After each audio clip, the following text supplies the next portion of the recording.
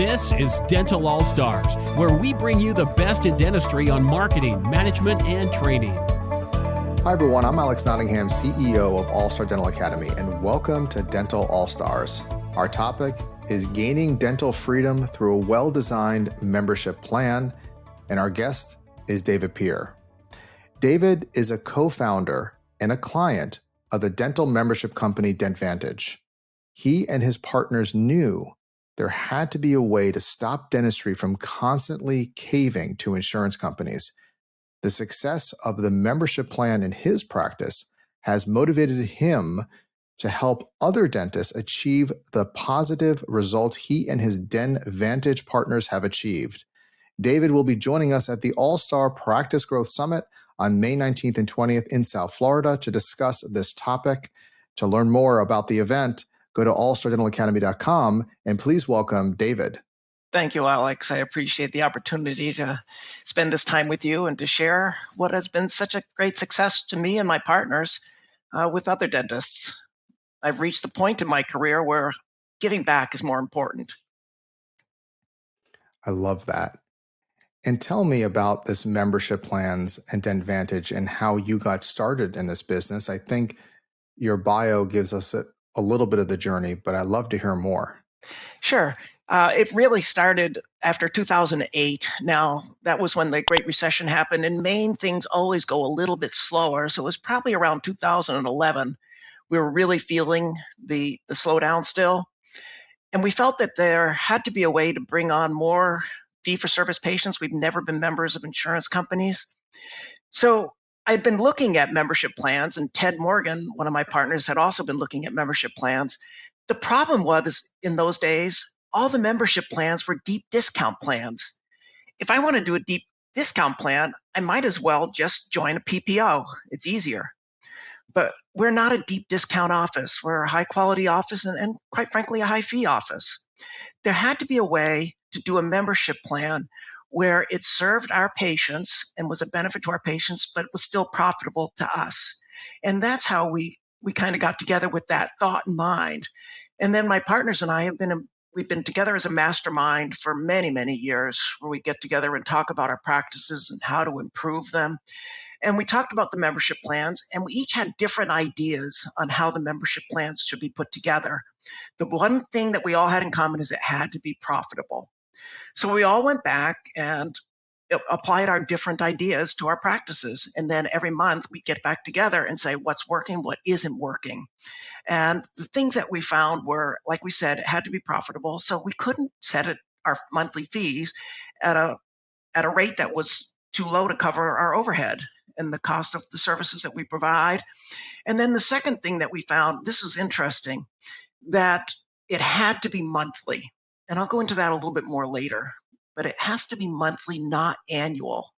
Many, many membership plans are annual, and it seems like that would be easier to administer. But there are advantages to the monthly plans. As I said, I'll go into that in a little bit. And the other things are, it had to have an initiation fee. And one of the biggest is the patient had to have skin in the game. So the patient had to commit to us to lower our overhead in order to get their benefits. And that's something else that I'll go into. But that's basically the background of how it got started. Now, each of you tried different ways of doing this membership thing. Yeah. And I guess through trial and error, you came up with something that worked. What did you find you needed, and what were the key components of the dental membership plan? Okay. One of the ones I'll say from the start is an initiation fee was important. When I started my plan, I thought that was ridiculous. I thought, why have an impediment to my patients in signing up? I wanted them to sign up. But Ted and Dan, two of the partners, both had initiation fees in their practices, and they both found that never stopped the patient from signing up. The benefits were so good, and the patient could see the benefits of signing up for the membership plan. So an initiation fee was important. The second thing we found, because I started out promoting a yearly plan, I was not as smart as Ted and Dan. So I started out promoting a yearly plan. And what we found was with the yearly plan, while it's easier up front, at the end of the year, you've got to go back to your patients and sign them up again. Whereas if you do a monthly plan, then every month it's an automatic rollover. So at the end of the year, it just rolls over to the next year. If you raise your fees, you can raise your fees. They're guaranteed for 12 months. But the fee raise, that's another big thing. If you raise your fees $1 a month, that's $12 a year. Patients who are on a yearly program are going to notice a $12 fee increase. Patients on a monthly plan are not going to notice a monthly increase. Additionally, by the monthly plan, because patients are on either a 6 or a 4 or a 3-month preventive care rotation, if they change their appointment for many different reasons, they may get in, they're supposed to be in 4 months, it may be 5 months.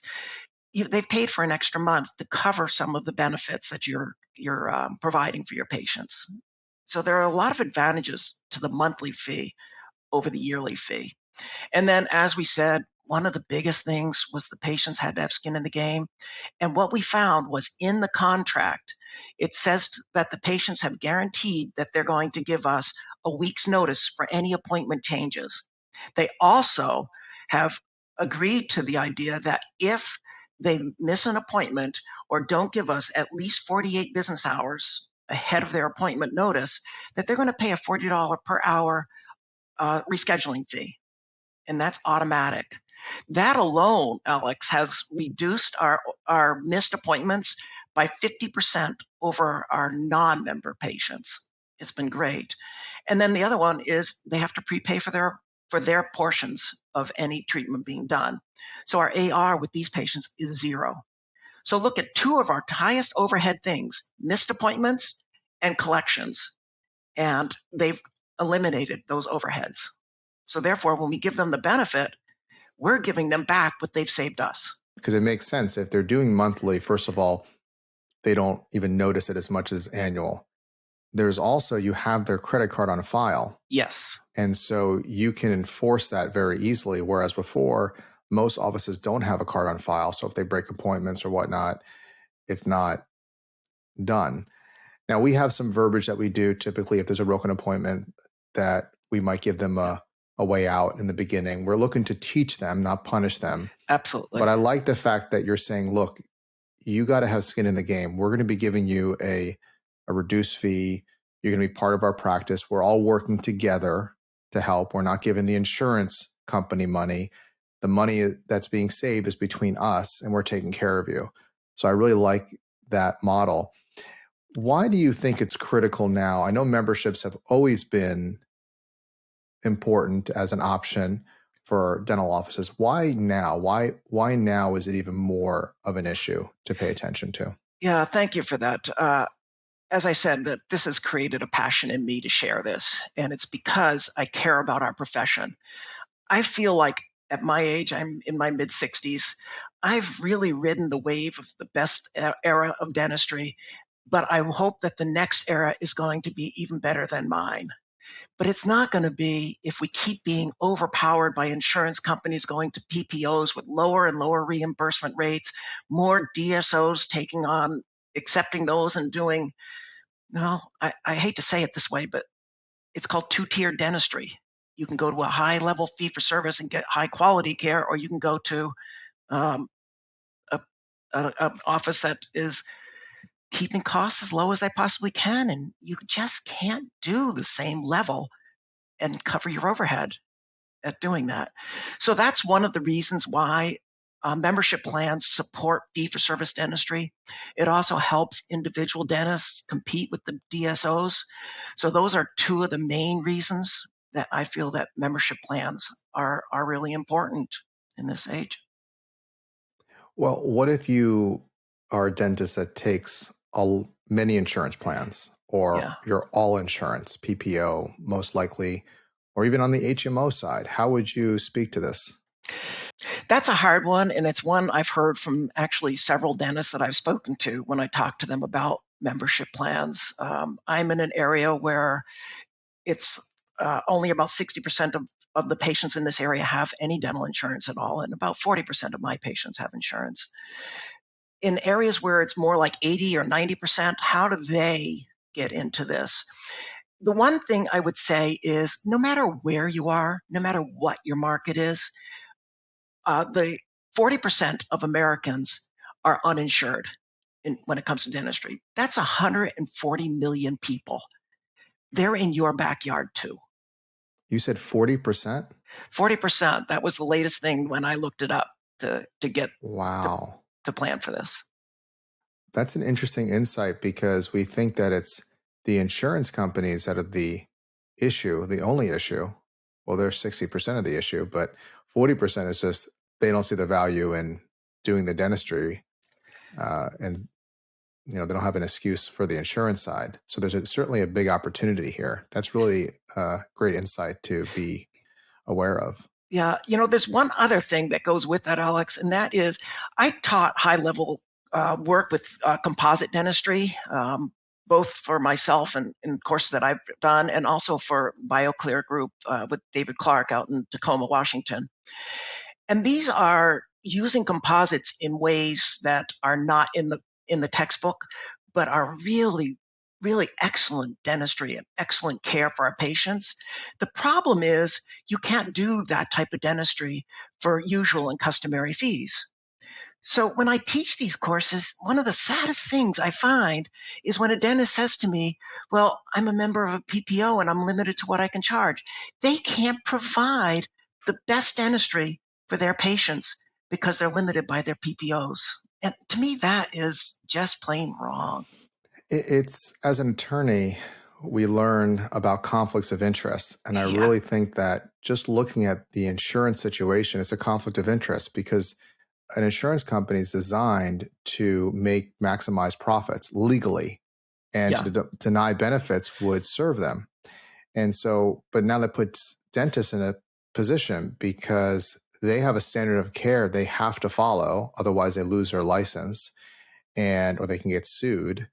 And the other issue is, right, they have a limited amount of money that they have. Are you going to use inferior products? No matter who's paying, no matter what insurance you have, no patient wants to hear, I'm using an inferior product in your mouth. I get a car, that's fine. But your mouth, that's an issue. So that's a whole nother area. We can get off on a tangent. We're going to talk about in the next month or so, we're going to be launching a wonderful webinar about freedom from insurance. And I know that you've had conversations with Eric multiple times. Now we're going to put this into a webinar to talk about how you can be free of insurance. And even if you don't take insurance, how to optimize your practice to handle these objections that people have and help to educate them that really it's not that bad. It's not that expensive. If you put it in a situation, somebody's getting the money. And the reality is the insurance companies are getting the money. And the goal is, let's keep it between the dentist and the patient. Yeah. With respect to the membership fees and benefits, how do you set them? Okay. First of all, I want to go back to what you just said about insurance companies getting their money legally. That made me chuckle a little, but I'll move on from that. In terms of setting fees, I have a thing I call it do the math. And in terms of that, you want to set your fees such that your monthly fee, we talked already about monthly versus yearly. Your monthly fee basically covers the hygiene visit, the exams with the doctor, just the periodic exams, not the initial exams, the periodic exams with the doctor. And in general x-rays, the only x-rays are not included are usually the CBCTs, but other necessary x-rays are included. So what I tell people to do is add up what it would cost for a year for someone who comes in twice a year, someone who comes in 3 times a year for perio, or 4 times a year for perio, or child, or if you want to do a team plan, you can do that also. But add up what your annual cost is, divide by 12, and that is what the normal fee would be. And then I do recommend reducing that just a little bit. And the reason for reducing it, as I said, is 2 things. One is these patients are going to cost you less. They don't have to stop at the front desk every time they leave. They're not going to call and cancel because their car just needed a new transmission because they've already paid for it. So because they're going to cost you less, you can reduce that a little bit. But remember about the patient that's going to take a little longer to come in. So some patients are going to pay for 7 months for their 6-month preventive care appointment, and some people are going to pay for 5 months because you can have them come in earlier if you have an opening. So that's how you set your monthly fee. So in summary, the monthly fee is the cost of your hygiene visit, periodic exams, and x-rays, and then divided that by 12 and reduce it by a little bit. So that's the number one thing. Then the second thing, and this is something that DenVantage really helps our clients with. We have a form to fill out. It makes it really, really easy. Benefits to all the other treatment that you do needs to be a dollar amount, not a percentage. That's something that most plans don't do. Most plans do the benefits in a percentage. I even had one really good dentist set his membership benefits for all his other work at 25% off. When you do 25% off, you might as well join a PPO. So what we found is in the 8 to 12% range seems to be a good motivating factor. But the reason for dollar amount versus percentage is $180 off on a crown sounds a whole lot better than 10%. So it's a fee schedule that they get. Is that what we're saying? Like everything, certain things have a dollar amount. It's not a percentage. So X on a crown, X on a veneer, implant, whatever it might be. It's not a percentage, correct? That's what you're telling me? That's exactly right. Yes. Oh, I like that. And that's important. Now, some of our dentists that are frugal might say, well, I'm losing money on this. Why should I not just have them pay the entire fee? Or, because I mean, what you are doing, and I have to say it might be a little offensive, but a lot of veterinarians do this, and I like it. You can prepay every month. You get certain benefits. Right. Where it pays for all the things you have to get with your pet. So you kind of, what's nice about it though, and I think also with dentistry, is people can budget. Here's my dentistry, and the question is, things that come after, that's where you get the discounted part. So again, for the frugal dentist who says, I don't want to give it, what's the benefit of me giving any discount? Okay. I'm going to answer that in two ways. And this is a lot from my own experience. Another benefit of having a membership plan is we have found that members accept 2.5 times more dentistry than insurance patients or non-member patients. So when you talk about that, and let's just say I'm doing 3 crowns and I'm going to be giving $500, just round numbers back to my patient on that. When I set my fees, I look at the percentage of my patients who are DenVantage patients and the percent that are insurance or non-DenVantage member patients.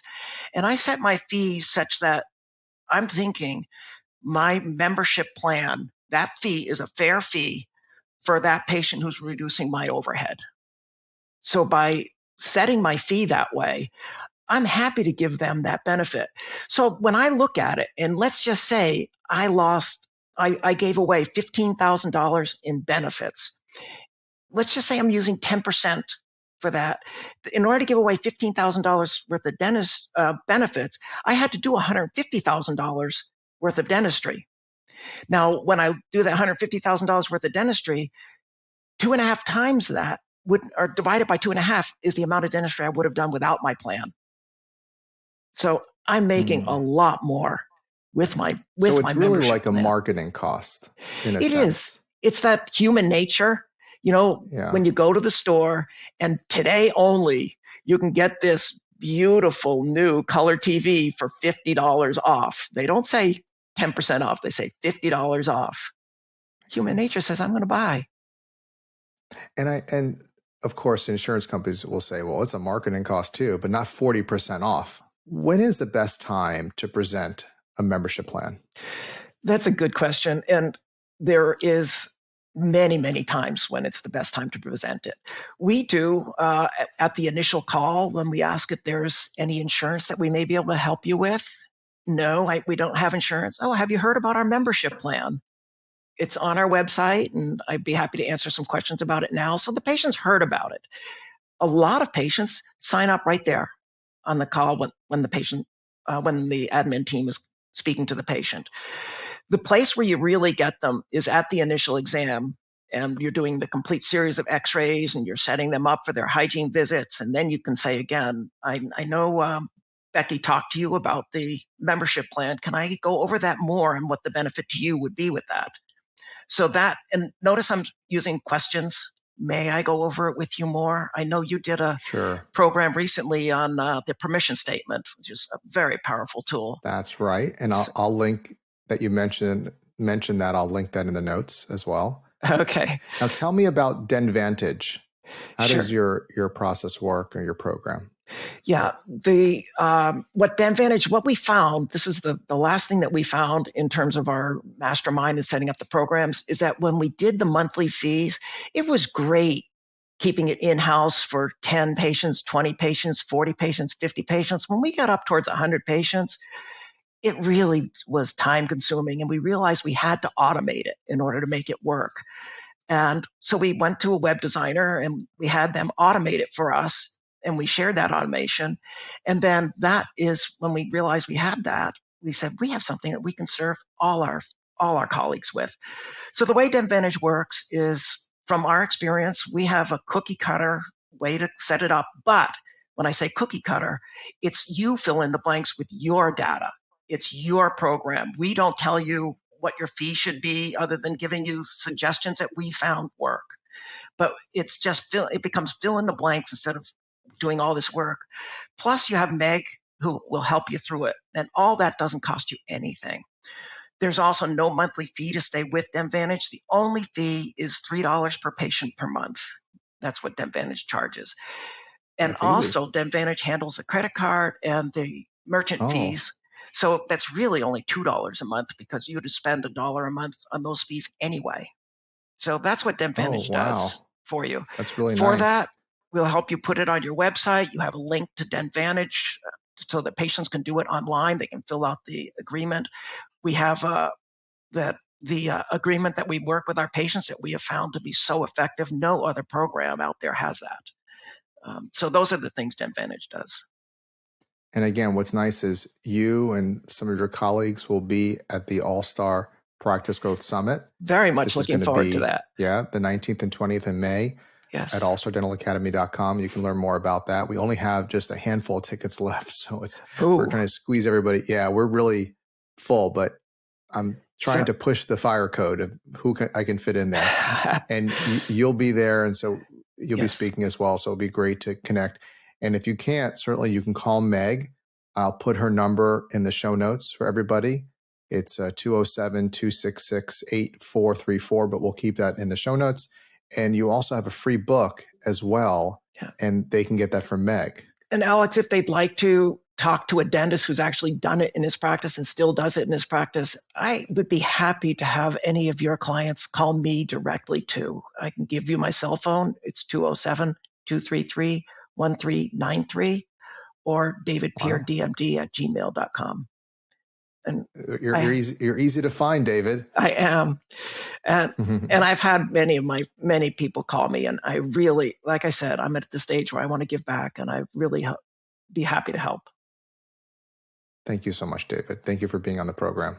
Thank you, Alex. Thank you for having me.